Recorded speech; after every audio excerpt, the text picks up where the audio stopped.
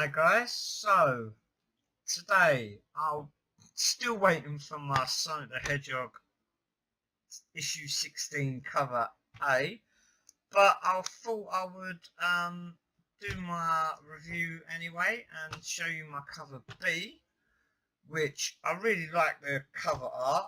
I believe the cover art for issue 16 cover B was done by Jonathan Gray, and I really love it. It's got a lot of the characters on it. It's just so really colourful, and it just pops. I love it. It's amazing cover art. So, and I've got my cover R1 there, which is I think Natalie Fordrain. I hope I pronounced that right. Probably not. Done the art for that, and that is really nice as well. And I think that really sums up the atmosphere of how the ending of the last issue went. I think, to be honest, when Sonic got infected with the Zombot virus. Anyway, let's open it up and go through this.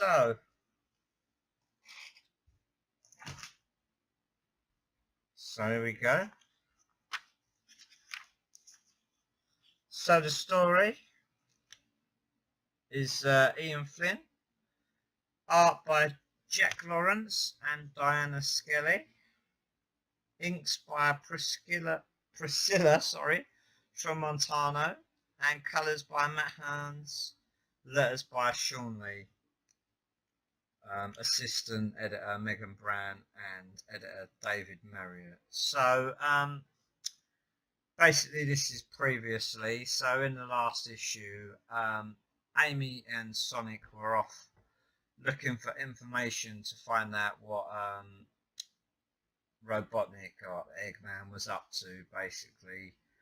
And they come across Rough and Tumble, who Eggman had sent after to stop Sonic and Amy before they could download any information, and also to test his new Zombot virus that turns anything organic into these brainless zombies, really, to be honest, that turns them into metallic zombies. Basically, he tricked them. He gave them like a button to press if they was in trouble, and they did. They turned into these zombies, and Sonic attacked them and got infected. And that's how we ended the last issue. So as we start this issue, we've got Tangle riding a bicycle to Tows's place, Tows's workshop, which is really good. She's like, oh wow, Tows's workshop is so cute. Just hoping they're home. And yeah, not how I thought this issue would open, to be honest. Sonic looks all well and good. He's running around on a giant wheel. Tangle's got questions. so will, I think. So Tails is just looking a bit befuddled there. So we turn over. So Tangle is just wondering what's going on and saying this is what they do in their fun time, and basically mucking around, asking if she can try the contraption next. Sonic's laughing, saying he don't think he can infect metal stuff. Tails is basically saying that he tested for that and he can't, and that it's looking like Sonic's in the all clear. Sonic's really happy, saying that you think that did the trick, Tails. So he cured himself. It was that easy. Tails is not so sure here, but he thinks that running back from the mine drove the Zombot virus into remission. Tangle very confused here. So I think Sonic's about to fill her in on what's going on, and this is a lovely bit of artwork here of Eggman as Mr. Tinker, and obviously Robotnik / Eggman, the dark shadow of him behind him, looming over him. That's great. That's amazing. So Sonic's basically explained everything that happened about when they found him and he lost his memory, and that Dr. Starline found him and got Robotnik back, and that he developed the Zombot virus. Tails is rolling his eyes at that, but Sonic's saying it sounds fine. To be honest, I can't. I kind of agree with Sonic. I don't know what else you could call it, to be honest. And explaining that he got infected. So, and Tangle was asking here if Sonic's contagious. Sonic's saying that's one of the things they're trying to figure out, but it looks like he beat it. Now Tangle's sort of like asking was if anyone was with Sonic. Sonic looking a bit guilty here. Just Amy. She told me to book it to Tails' place. I'm sure she made her way back okay. Probably should let her know I'm okay. Yeah, maybe you should get on that, Sonic. Yeah. Tails is like, I think we should warn everyone to keep an eye out for the sign of these. Ugh, Zombots. He's not happy about that name at all, is he really? And then basically he mentions about Eggman's robots attacking Tangle's town. And then Tangle goes on to say it's been pretty lively since, and then remembers what she wanted to tell him about the events of the Sonic the Hedgehog annual. So anyway, we move on to the next page where Eggman and Dr. Starline are in Eggman's secret lab, and Dr. Starline is just on about how much Eggman amazes him and how it's phenomenal that he's managed to build a flying fortress so quickly again. And Eggman's just boasting as usual, you know, saying that it's so easy when he's got such unparalleled genius and an army of tireless robot slaves. And he's basically saying that the size of his bad nicks is limited, but that will soon be a concern of the past. And he's basically telling Orbot to launch. So Orbot and Cubot are initiating launch sequence. Up and away. And then we see the Sky Fortress lifting off here. Lovely shot here. Full page artwork. Boosting off. And then Orbot, we've reached cruising altitude, boss. All systems are stable. Heading to your first target now. So basically Eggman's talking to Dr. Starline. Care for a tour? I'd love one, sir. And as you can see him, he's got all 7 emeralds in a nice little throne here. Typical Eggman, really. And it doubles as a power generator for the entire spaceship. Starline's got a funny look on his face there. Spaceship. And here he's got a massive window so he can see the chaos underneath him as it unfolds, basically from a safe altitude, he says. So as we turn over here, you can see Eggman's like, here is where the magic happens, and you've got all the Zombot virus pouring here. Automated mixers blend my secret formula to create a metal virus en masse. And Dr. Starline is like, it seems so simple. How do you encode command line, assemble the infecting particles, or the trade secret? Dr. Eggman will not tell his trade secrets to no one.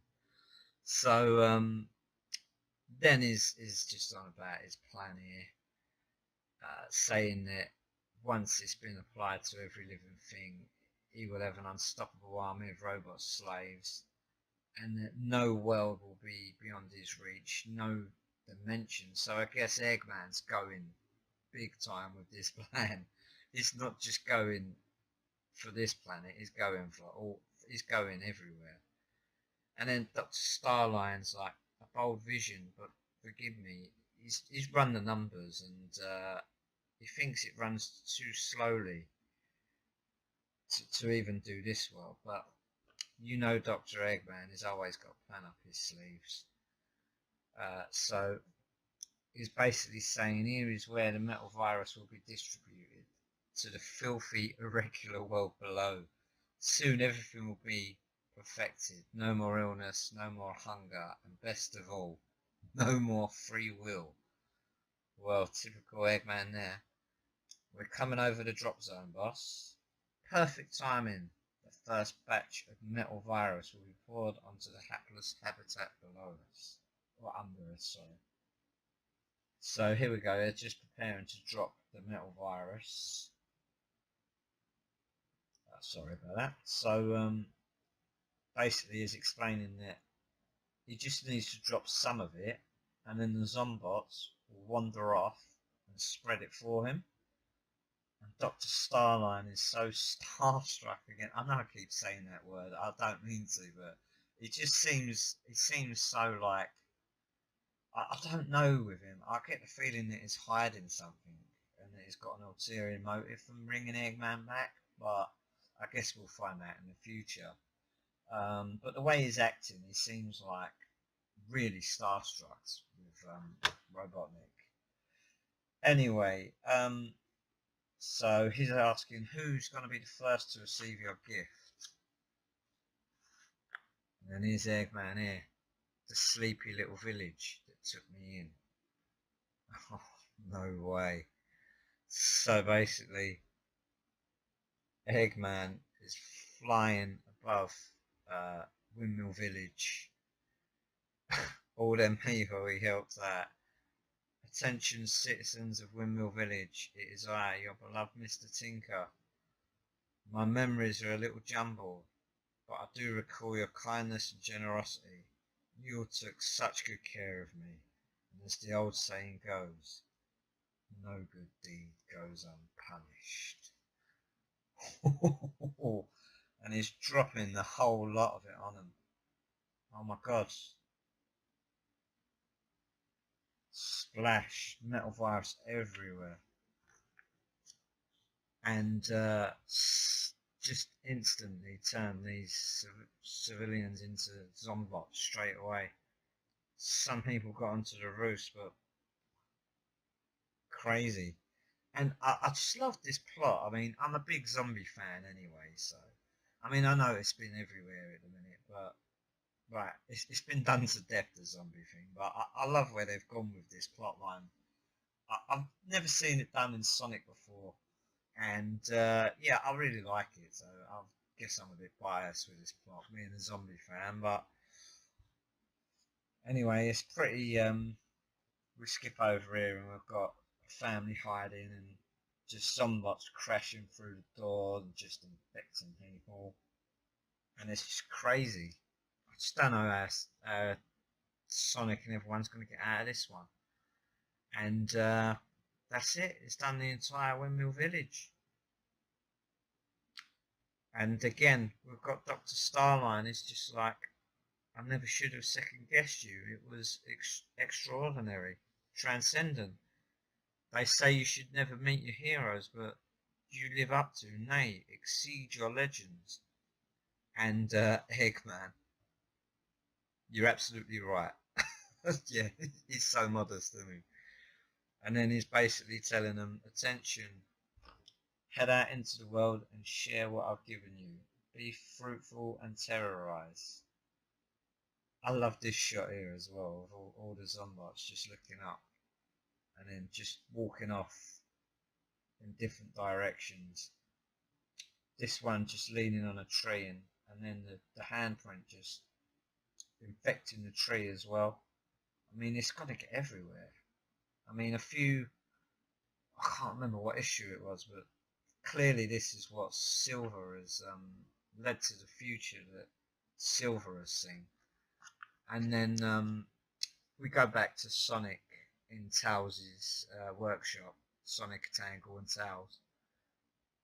And Tangle's finished telling the story, and they're mucking about. Tangle said, see what they miss while Sonic's off getting the robo-flu, and they're joking around. And then just talking about what they're going to do, find the Flying Fortress before Eggman distributes it. Well, it's a bit late for that now, we know that, but, you know. And then Tangle, well, if you find it, give me a shout. She's a bit addicted to wrecking Eggman's stuff now. And then Sonic goes to give her a high five, but what's this we see on his arm? It's still infected.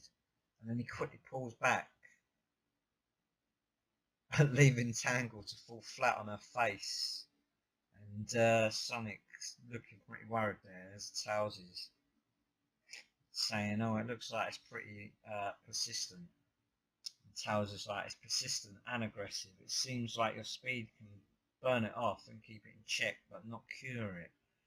Let me run some models.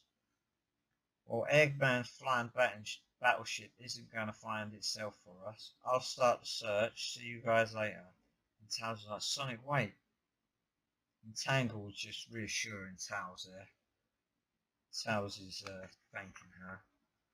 So Sonic running off, he's clearly got a lot on his mind. He's saying how weird it is that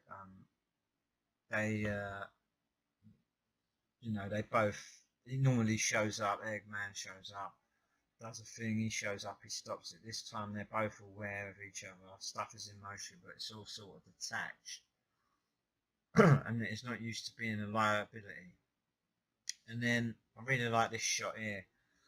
Flashback to also keeping in line with the games. We've got a flashback to Sonic in the Secret Rings here with the Flame of Judgment, and also when he was cursed with the Flame of Judgment, and also with Sonic when he was cursed as the Werehog.